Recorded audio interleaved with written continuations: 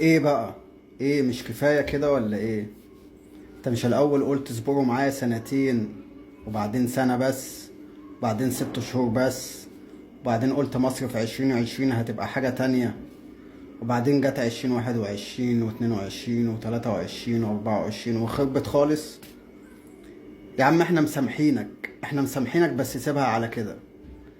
يعني خلاص باظت خالص. لو بدأنا إصلاح من بكرة هنقعد 20 30 سنة نصلح، على ما نعدل الدنيا شوية ونصلح شوية في اللي انت خربته. بس ماشي، احنا مسامحين، مسامحين. انت طلعت من كام يوم قلت كده انا ممكن اسافر والفلوس بره واحتمالات معرفش ايه. سافر، سافر واحنا مسامحين. فلوس بره وانت تسافر تبقى بره وتبقى الدنيا تمام معاك.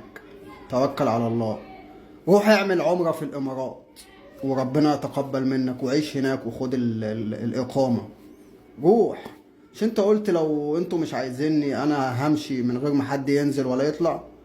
طب اتكل بقى، علشان احنا لا قادرين ننزل ولا نطلع بصراحة. ما بقاش فينا حيل، ما بقاش في حيل نطلع ولا ننزل. مش انتوا كنتوا عايزين تعملوا كده؟ خلاص سهلها علينا بقى. يلا، يلا.